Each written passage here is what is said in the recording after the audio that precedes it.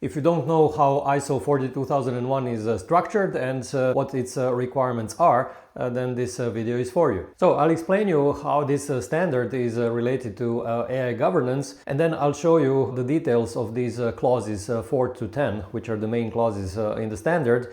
And I'll also show you the controls from the Annex A. And I'll show you where to find a free online course that will teach you even more details about these clauses and Annex A controls. So after you watch this video, you'll have a clear idea on how this standard for AI governance looks like.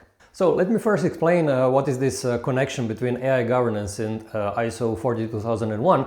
So basically the clauses and controls in this standard, they describe various processes, documents and various safeguards so that you can manage or govern your AI systems. And by implementing all of these, you actually make your AI systems more trustworthy, and that is actually the main purpose of AI governance. That both your internal stakeholders like employees, management and so on, but also external stakeholders like your partners, your customers, that they actually believe in the AI systems that you are using or creating. Now, how is this standard structured? It has this main part of the standard with clauses 1 to 10, and then it has these annexes A, B, C, and D. And in this main part of the standard, the most important are clauses 4 to 10, and they're actually mandatory for companies to implement them. Whereas in annexes, the most important ones are Annex A and B, because these annexes actually explain what kind of AI controls or safeguards a company can implement. Now the question is, if you have these safeguards explained in annexes, why would you need this main part of the standard? And the reason is that this main part of the standard actually explains how you manage the whole system, meaning how you actually uncover what potential risks are, how to select the most appropriate controls, how to take into account the requirements of interested parties, how to involve the senior management. All of these things are actually explained in the main part of the standard. Okay, let's go now first through these clauses 4 to 10, and later on in the video I'll explain the Annex A and B. And by the way, these clauses 4 to 10 are very similar as in other ISO standards like 9001, 14001, but especially similar to ISO 27001, the information security standard, because the ISO 42001 follows this high-level structure defined by ISO organization that is also used in these other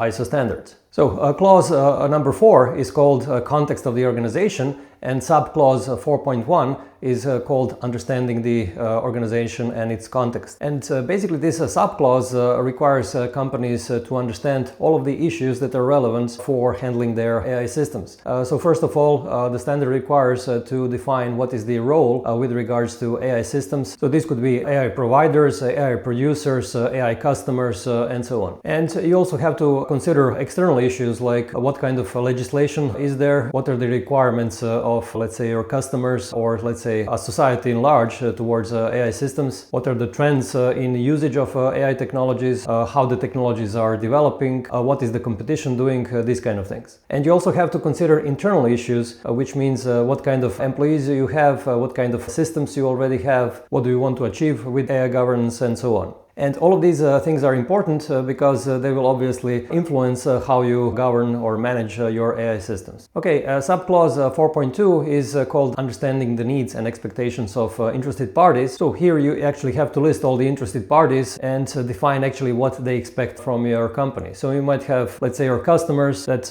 when using your AI systems, they want to have reliable AI systems with, let's say, no hallucinations. An interested party could also be regulators, so government bodies that want your company to comply with all laws and regulations. You might have employees who might actually be concerned about the future of their jobs. So you actually have to understand all of these things before moving on. And all of these things are important because they will help you configure your AI governance or AI management systems as it is called in ISO 42001. Clause 4.3 is called determining the scope of AI management system. And here you actually have to define whether you will apply this standard for your whole company or only on a part of your company. And typically larger companies will go only for one part, whereas smaller companies will include their whole company in the AIMS scope. And then subclause 4.4 is called AI management system. And basically this AI management system is nothing else but actually AI governance, and this subclause is very generic, and it says that you actually have to implement this AI management system in your daily operations. Clause number 5 is called leadership, and subclause 5.1 is leadership and commitment. And basically this subclause requires the senior management to show commitment to governing their AI systems by providing resources, providing direction, defining the top-level policy, these kind of things. And subclause 5.2 is about AI policy, and this subclause defines what are the mandatory elements of this top-level AI policy. And in most cases, this AI policy will be a short document which provides only, let's say, a direction in which the AI governance needs to go, without providing too many details about how to actually govern AI systems. And for that purpose, usually you would develop some other policies and procedures for AI governance. For example, how you develop AI systems, how you make sure that there is a minimum number of incidents, what is the acceptable use of those AI systems. Usually you would write separate documents for that purpose. And then subclause 5.3 defines roles, responsibilities, and authorities. And basically this is where the standard requires senior management to define who will actually be responsible for managing the AI governance, and also how the results from managing this AI governance or AI management system will be reported to the senior management. Okay, clause number 6 is called planning, and subclause 6.1 is called actions to address risks and opportunities. And this subclause 6.1 is actually the lengthiest in the whole standard, so I'll just briefly go through the main requirements. And basically it requires to list all the risks, all the potential bad things that can happen by the usage of your AI systems. It also requires you to consider the positive things that can happen, because ultimately you will need to balance between these two. And then once you list all of these risks, then you actually have to consider how big they are and decide basically whether you want to treat them or not, because not all risks are equal, and basically you will have to focus on the most important ones. And then once you define what are the most important ones, then you have to find out various safeguards or controls from Annex A to actually deal with these risks. And then as a next step, you will have to define this statement of applicability. This is basically a document which lists all the controls from the Annex A, and there you will define which of these controls are applicable and which are not applicable for your company, based on this risk assessment and treatment, but also based on the expectations and requirements from interested parties. And then afterwards you would have to define this risk treatment plan, where you actually define who will be responsible for the implementation of these controls, with which resources, how the things will be evaluated, these kind of things. Also, as part of this subclause 6.1, you will have to perform the AI system impact assessment. And basically this is a different type of assessment from risk assessment, because risk assessment focuses on, let's say, risks that could happen in the future, whereas this AI system impact assessment will focus on the things that will certainly happen as a consequence of, let's say, regular use or misuse of AI systems. And then in this AI system impact assessment, you focus primarily on the impacts for the individuals that are using AI systems, for societies. So basically you don't really focus here on the risks for the company itself. Subclause 6.2 is called AI objectives and plans to achieve them. And basically it requires companies to set clear AI objectives that are measurable, because this is very important so that the senior management can actually see how is your AI governance progressing in your company. And this clause also requires companies to define plans on how these objectives will be achieved. And usually this is done through this risk treatment plan that I mentioned earlier. And then there is this subclause 6.3 called planning of changes. And this is the shortest subclause in the standard. And it very briefly says that you actually have to plan all of the changes so that you can actually do them in a, I would say, proper manner, so that the changes related to your AI systems are not chaotic. And then comes clause number 7 called support. Subclause 7.1 is about resources, which says that the senior management needs to provide all the resources, meaning human resources, financial resources, technological resources, so that the AI management system can work. Subclause 7.2 is about competence. Basically the standard requires that you actually train your employees so that they know how to handle AI systems, that they have all the knowledge, all the skills needed for all of these AI governance policies and procedures to be implemented. Subclause 7.3 is called awareness. And here the requirement is that you raise awareness about risks related to AI systems, but also awareness about your AI policy and other documents that you publish, but also of the roles and responsibilities for each and every employee in the company. Subclause 7.4 is about communication, so that you need to communicate all the important issues about AI systems, not only internally in your company, but also to all relevant external stakeholders. And then the final subclause in this clause 5 is called 7.5 documented information. And here actually the standard requires you to handle your policies and procedures, but also records in a systematic way, so that you know exactly how they are formatted, where they are stored, how they are protected, and so on. Clause 8 is called operation, and clause 8.1 is operation planning and control. And this subclause basically says that you have to implement all the AI related processes, that you have to define what you expect from those processes, that you have to control them. Also, when you make any changes, that you are actually doing these changes in a planned manner, and that you have to control all the AI systems that are provided by third parties. Subclause 8.2 is about AI risk assessment. So it requires you to implement not only initially this AI risk assessment, but also that you have to perform it at planned intervals, so that you actually catch, I would say, all the new risks that are happening related to your AI systems. Subclause 8.3 is AI risk treatment, and similarly to a previous subclause, you have to review your risk treatment periodically and then update not only the controls but also the risk treatment plan. And then subclause 8.4 is called AI system impact assessment. Again, here the idea is that you do this AI system impact assessment not only once, but regularly, so that you can actually assess all the new impacts that might be happening because you introduce new systems, or that you have, let's say, new types of customers, and so on. Clause point 9 is called performance evaluation, and it has three subclauses. Subclause 9.1 is called monitoring, measurement, analysis and evaluation, and basically it says that you have to monitor and measure your AI systems on a continuous basis, and that you actually have to conclude whether your AI systems are performing as expected. Subclause 9.2 is internal audit, and here the standard requires you to perform regularly these internal audits in order to find out if your AI systems are in general basically compliant to all of your internal policies and procedures, and also to uncover any non-conformities, so basically where your employees are not following these rules, but also where your AI systems are simply not achieving their objectives. And then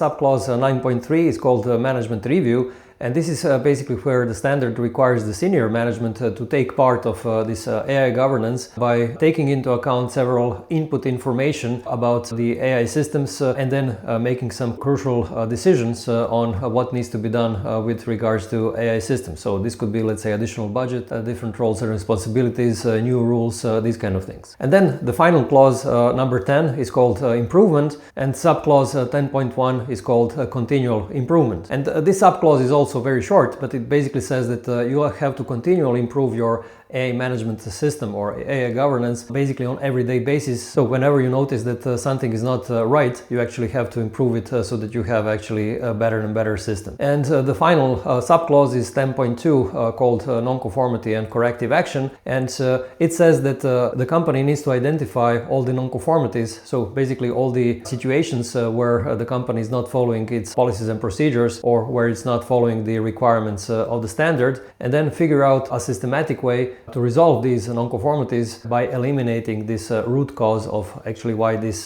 problem has happened in the first place. Alright, let's now go through annexes. So Annex A lists all these 38 controls or safeguards for AI systems. Annex B actually lists all the same 38 controls, but for each of these it provides guidance on how these controls might be implemented. So this is something that is very useful when it comes to actually implementation of AI governance in your company. Annex C is also useful because it provides a list of potential objectives that you can use for your AI systems, but also a list of potential risk sources. So basically what kind of bad things could happen to your AI systems. And the last Annex D, it provides some general information about how this standard is applicable to any industry, but also it provides some information on how you can integrate 42001 with let's say 9001, 27001, ISO 27701 and so on. Okay, let's now go through this Annex A and these controls. Now, since there are 38 controls, this is too much to explain in this video, but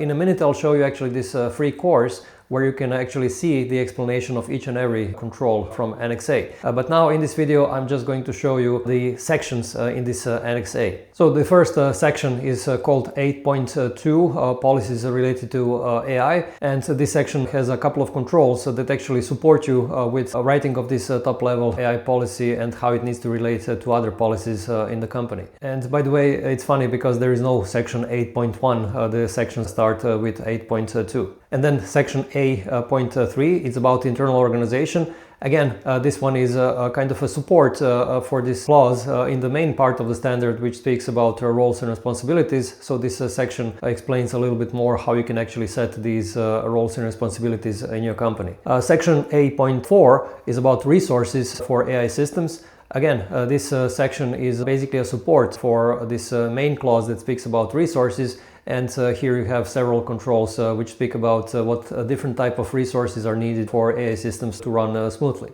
Section 8.5 is about assessing the impact of AI systems. Again, these controls in this section support the main clause which speaks about AI system impact assessment, and these controls explain how to set up the process, how to document it, and so on. You might have noticed that these sections 8.2 to 8.5 were all, let's say, a support for the main clauses, whereas the further sections are not directly related to any clause from the main part of the standard. So section 8.6 is about AI system lifecycle, and basically the controls in this section require you to identify the phases in your AI lifecycle from designing a specification all the way to its development, operations, maintenance, and so on, and that you actually implement safeguards so that the AI systems are trustworthy in all of these lifecycle phases. Section 8.7 is called data for AI systems, and these controls describe how you acquire the data, how you verify them, how you identify the sources of this data, how you prepare the data for use, and so on. Section 8.8 is about information for interested parties about AI systems, and here you have controls that specify that you need to set up this AI documentation, that you have to communicate incidents, and so on. Section 8.9 is about the use of AI systems, so basically here you have controls that ensure safe use of your AI systems. And final section is A10.